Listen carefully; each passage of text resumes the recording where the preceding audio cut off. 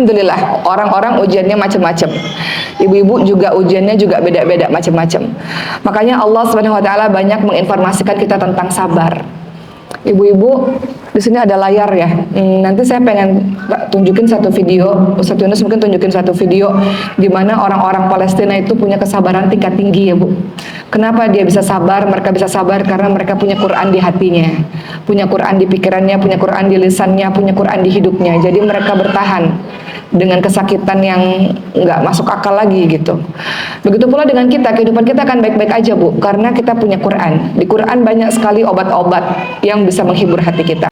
Dalam surah Ali Imran ayat 200 Allah Subhanahu wa taala berfirman, A'udzubillahi minasyaitonirrajim. Ya ayyuhalladzina amanu sabiru wassabiru warabitu wattaqullah la'allakum tuflihun. Wahai orang-orang beriman, bersabarlah. Bersabarlah kamu sekalian. Bersabarlah dan kuatkanlah kesabaranmu. Hidup di dunia nggak mudah dengan berbagai macam ujian yang silih berganti, yang kadang-kadang kita nggak tahu kita ini bisa nggak ya, sanggup nggak ya, bisa ngelewatin nggak ya. Tapi ternyata bisa kok, sampai hari ini masih hidup kok, sampai hari ini masih bertahan kok, sampai hari ini masih bisa bergerak kok, ternyata kuat ya. Perasaan kemarin kayaknya nggak kuat deh ngejalanin semua yang kemarin, ternyata kuat juga. Karena kau nggak sendirian teman-teman semua, ada Allah yang membersamai dirimu, kau nggak pernah sendirian. Kata Allah, sabar, wahai orang-orang beriman. Ini ayat khusus untuk orang-orang beriman, karena orang-orang beriman gak akan pernah takut. Kalaupun nangis manusiawi, tapi nggak nangis lama-lama, karena dia tahu dia nggak sendirian. Dia tahu Allah lihat air mata dia. Dia tahu Allah ngeliat kesedihan dia. Dia tahu Allah lihat kesepian dia, kesendirian dia. Dia tahu dia bersama dengan Allah. Kau nggak akan kenapa-napa teman-teman semua. Begitu pula dengan saya pada saat itu, saya merasa begitu sendiri. Ya ada suami sebetulnya dan ada orang-orang lain, tapi saya merasa sendiri pada saat itu. Ketika Allah takdirkan saya dengan anak-anak kelainan langka, kemudian Allah takdirkan ibu saya juga tiba-tiba depan mata saya serangan jantung dan gak bernafas Bu, jantungnya berhenti depan mata saya, matanya naik ke atas, nafasnya satu-satu dan kemudian berhenti nafasnya. Saya kadang-kadang kalau kita bingung, kita nggak tahu mau gimana, saya cuma bengong Bu. Ketika dokter menjelaskan anak saya dalam keadaan begitu, bengong. Nangis juga nggak bisa, cuman gemetar dan diem dan bengong dan nggak tahu ini apa sih yang terjadi. Ketika ibu saya juga dalam keadaan depan mata saya, matanya naik ke atas, nafasnya satu-satu sampai kemudian berhenti selama 5 menit, tiba-tiba badannya dingin kayak es, ibu sekalian, nggak kedengaran lagi nafasnya, nggak kedengaran lagi denyut nadinya. Saya bingung apa yang harus saya lakukan. Saya rasa ini mimpi atau kenyataan atau apa yang terjadi, karena kadang-kadang hal-hal begitu mendadak, kita nggak prepare ibu sekalian. Sampai akhirnya alhamdulillah semua bisa dilewati, alhamdulillah. Maka kita nggak akan bisa bertahan kalau nggak ada ayat-ayat Quran dalam kehidupan kita. Ayat-ayat Quran itu obat, dia asyifa, dia penguat bagi diri kita. Allah katakan, ya ayyuhalladzina amanu sabiru wasabiru warabitu wattaqullaha la'allakum tuflihun. Wahai orang-orang beriman, nggak usah takut, nggak usah nangis kelamaan, nggak usah sedih, nggak usah rapuh kelamaan. Allah ingatkan, kamu sabar ya, sabar. Dan Allah 2 kali Allah ingatkan, dan kuatkan lagi kesabaranmu ya. Karena saking dahsyatnya ujian-ujian itu datang dalam kehidupan kita teman-teman semua. Dan tetap bersiap siaga dan bertakwalah kepada Allah agar kamu beruntung. Kita punya Allah, kita nggak akan kenapa-napa. Saya mau cerita lagi, banyak cerita pada hari ini. Teman saya mengatakan, saya nggak tahu, andaikan saya bukan seorang muslim mungkin udah bunuh diri kali, kata beliau. Beliau katakan, saya punya anak leukemia. Anak kecil ini sakit dari kecil, udah bolak-balik ke rumah sakit kemoterapi dari kecil, sempat sembuh, tapi akhirnya balik lagi, datang lagi cancer itu katanya, leukemia itu datang lagi katanya, sampai beberapa kali anak itu muntah darah, sampai akhirnya anak itu nggak bertahan ibu semua. Kemudian saya katakan, beliau katakan untuk apa saya hidup kalau anak saya udah nggak ada, kata beliau. Berapa kali beliau pengen terjun dari lantai rumah sakit teman-teman semua, atau suatu ketika beliau ngerasa terlalu rindu dengan anak ini, saya nggak ada gunanya hidup tanpa anak saya. Jadi beliau katakan suatu ketika, satu sore saya pernah bawa mobil saya untuk ke atas bukit. Kemudian tinggal injek gas ya, udah turun dari bukit itu, terjun bebas. Tapi entah kenapa tiba-tiba di telinga saya kedengaran, "Mama jangan," katanya. Seolah-olah anaknya tuh ada yang manggil dia bilang kayak ada suara anak saya manggil mama jangan. Dan beliau teringat satu ayat, wala tahinu wala tahzanu wa antumul a'launa in kuntum mu'minin. Jangan lemah. Jangan engkau merasa lemah, jangan sedih, jangan lemah. Sesungguhnya engkau ditinggikan derajatnya kalau engkau orang-orang yang beriman. Wala tahinu wala tahzanu antum al-a'launa in kuntum mu'minin. Jangan lemah, jangan engkau sedih, jangan engkau terpuruk terlalu lama. Engkau itu orang-orang yang tinggi derajatnya kok kalau engkau orang-orang beriman. Allah enggak meninggalkan dirimu. Allah tahu setiap tetes air matamu. Allah tahu kesulitan dirimu. Sengaja Allah memang harus kasih itu untuk kita. Kenapa? Karena sholatmu nggak cukup, pahalamu belum banyak. Engkau ingin derajat yang tinggi, tapi dari ibadahmu belum cukup. Sholatmu belum tentu diterima, belum tentu khusyuk, belum tentu benar. Ngajimu juga belum tentu benar atau belum tentu banyak, belum tentu diterima oleh Allah. Puasamu juga belum tentu benar. Apa ibadah-ibadah yang kita lakukan selama ini belum cukup untuk mengangkat kita ke derajat yang lebih tinggi. Makanya Allah kasih ujian-ujian kesedihan itu. Karena dengan ujian kesedihan itu, ketika kita sabar, walaupun nggak mudah, tapi itulah menggugurkan dosa-dosa dan menaikkan derajat kita. Allah ingin kita di derajat tertentu, tapi dengan awalan kita belum sampai kepada derajat ini, maka Allah kasih ujian-ujian itu kepada kita. Dengan sabar, kata Rasulullah apa? Bahkan duri yang terkena kepada kulitmu, kepada dagingmu itu bisa menggugurkan dosa-dosamu. Kesedihanmu, kesusahanmu, kekhawatiranmu, ketakutanmu, kelemahanmu, itu semua kalau kita sabar, itu akan menggugurkan dosa-dosa kita. Jadi begitulah cara Allah, karena Allah ingin mengangkat derajat kita ke tingkatan yang lebih tinggi. Mudah untuk bicara, tapi tidak mudah dalam pelaksanaan. Tapi semua orang harus melewatinya. Dan Rasulullah SAW ingatkan, ketika suatu ketika Rasul melewati perkuburan, ada seorang perempuan yang nangis, meratap-ratap, menepuk-nepuk, menjambak-jambak rambutnya, memukul-mukul kubur. Kata Rasulullah, bertakwalah kepada Allah. Kenapa marah-marah? Kenapa nggak terima? Karena kita merasa semua itu punya kita. Suamimu bukan punyamu, anak-anakmu bukan punyamu, hartamu bukan punyamu, bahkan badanmu sendiri, kesehatanmu bukan punyamu. Kenapa marah-marah? Karena kita rasa itu semua punya kita. Kita lupa tidak ada satupun yang milik kita, semuanya punya Allah. Yang namanya pemilik suka-suka, pemilik mau ngapain aja. Pemilik mau ambil sewaktu-waktu ya jangan marah. Tukang parkir kalau mobilnya diambil, motornya diambil nggak pernah marah. Karena dia tahu itu bukan punya dia. Kenapa ibu marah-marah sama Allah? Karena ibu merasa itu punya ibu. Kalau ibu tahu itu bukan punya ibu, nggak bakal marah-marah, ya kan? Kata Rasulullah ketika melihat perempuan tersebut, bertakwalah kepada Allah dan bersabarlah. Sesungguhnya yang namanya sabar itu adalah ketika di awal musibah. Bersabar itu sejak awal pada pukulan yang pertama.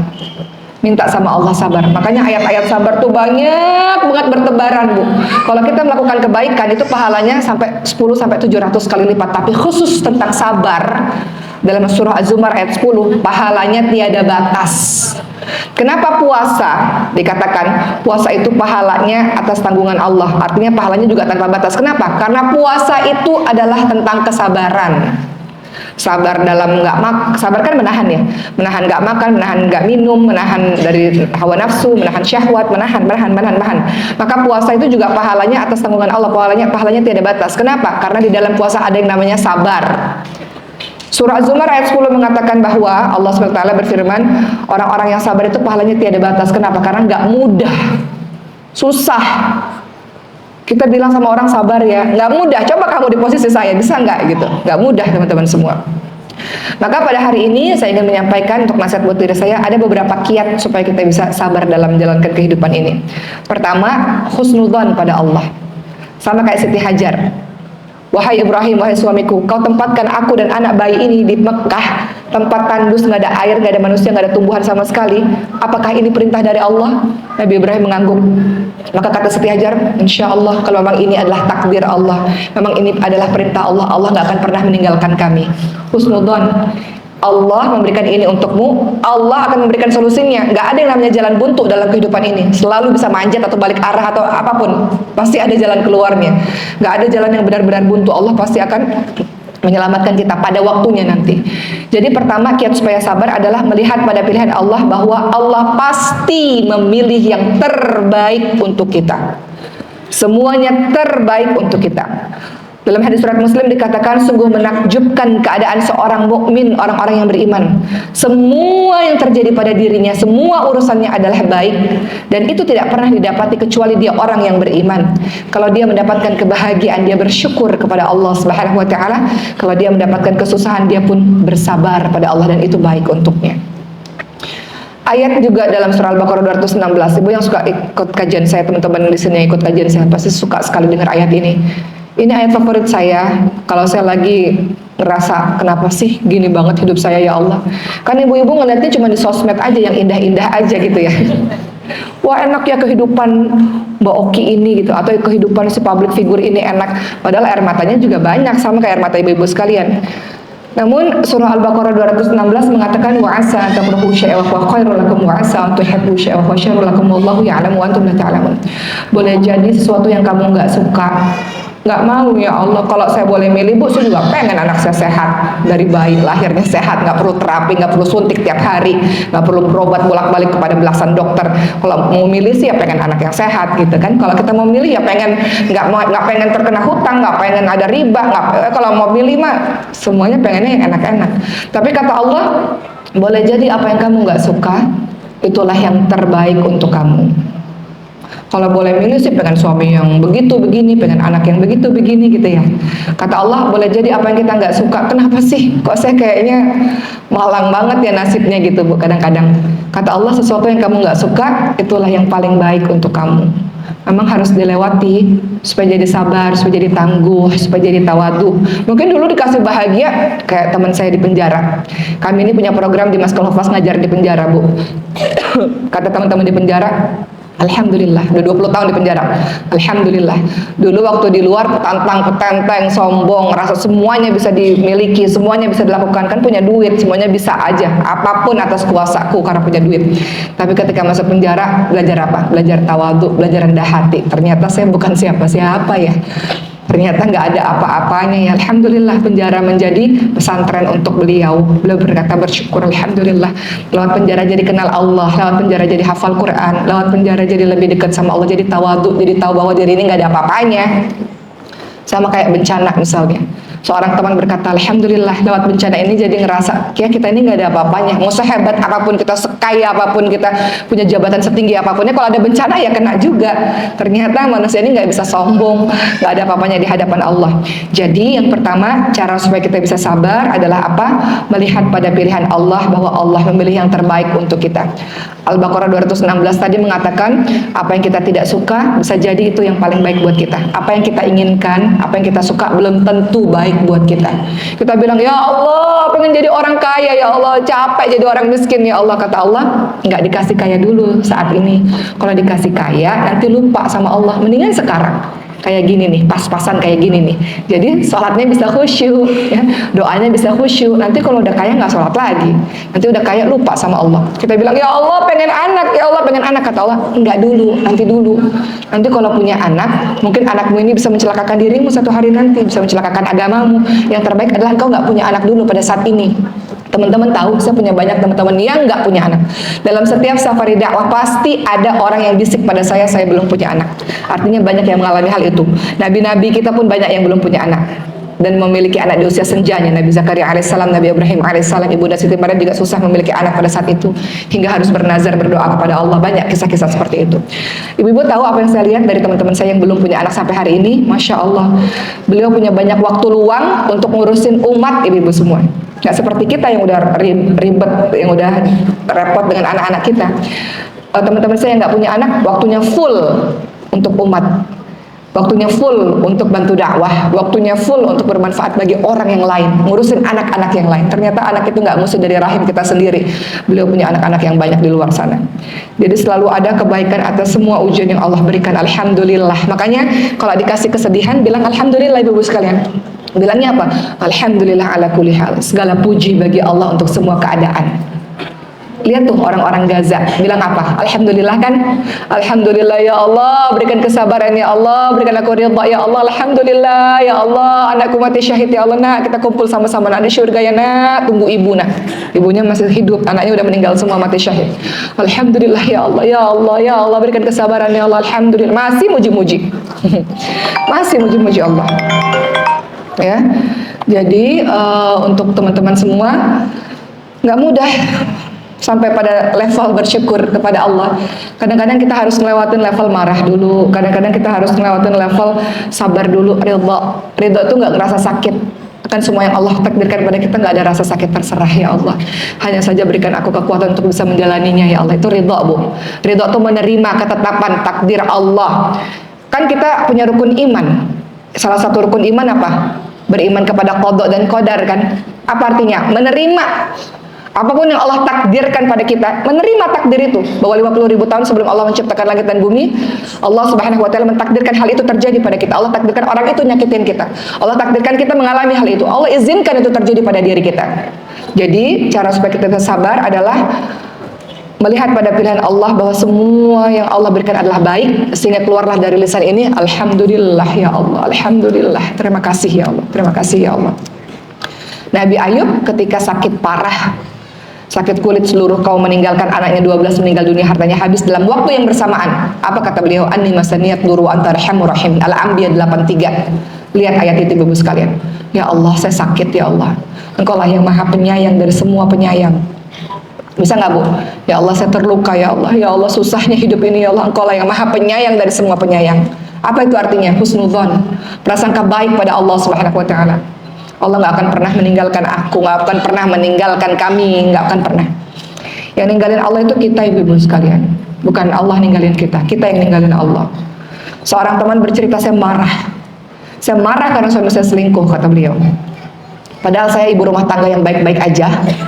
Saya nggak ngapa-ngapain kok. Saya di rumah aja ngurusin 3 anak yang kecil-kecil. Ini cerita teman saya. Kenapa Allah ngasih takdir ini pada saya? Kenapa Allah takdirkan saya yang perempuan baik-baik ini, yang ngurusin 3 anak kecil-kecil, nggak pernah ngapa-ngapain, harus mendapati suami saya ternyata lakukan sesuatu di luar sana. Saya marah. Beliau bercerita, saya marah pada Allah, saya marah pada suami saya. Beliau pergi Bu dari rumah, nggak ngurusin anaknya, pergi dari rumah. Beliau lepas jilbabnya. Beliau cerita itu pada saya. Kemudian beliau katakan, ya pergilah ke malam hari ya, ke tempat-tempat seperti itu. Beliau mau meninggalkan Allah. Beliau rasa saya nggak perlu Allah dalam hidup saya. Ngapain? Allah cuma membuat saya sakit aja. Jadi beliau marah. Beberapa bulan beliau meninggalin rumah, nggak peduli pada anaknya dan sebagainya. Sampai pada satu titik beliau berpikir, untuk apa ya saya berbuat begini? Dia buat dosa, urusan dia. In ahsantum li anfusikum wa in asatum falaha. Kebaikan yang kita lakukan untuk diri kita sendiri, kejahatan yang kita lakukan kembali untuk diri kita sendiri. Kenapa dia yang jahat, saya ikut-ikutan jadi jahat? Dia yang jahat, dia mendapatkan dari Allah Subhanahu wa taala, "Faman ya'mal mithqala dzarratin khairan yarah wa man ya'mal mithqala dzarratin syarran yarah." Kebaikan sebiji zarah Allah balas, kejahatan sebiji zarah Allah balas. Akhirnya beliau sadar akan kesalahan beliau. Beliau kembali lagi pada Allah Subhanahu wa taala dan beliau minta ampun pada Allah karena sudah meninggalkan Allah. Ampun ya Allah, karena sudah terlalu marah dengan keadaan. Dan beliau tahu bahwa Allah nggak pernah meninggalkan dirinya. Akhirnya alhamdulillah sekarang berjilbab lagi, menjalankan kehidupannya dengan lebih baik lagi, alhamdulillah. Begitulah Bu, macam-macam ujian dalam kehidupan kita, macam-macam air mata, macam-macam kayaknya kok hatinya kayak teriris-iris itu dengan berbagai macam ujian. Tapi ternyata semua pilihan Allah adalah baik buat kita. Memang harus dilalui supaya kita bisa menjadi diri yang sekarang.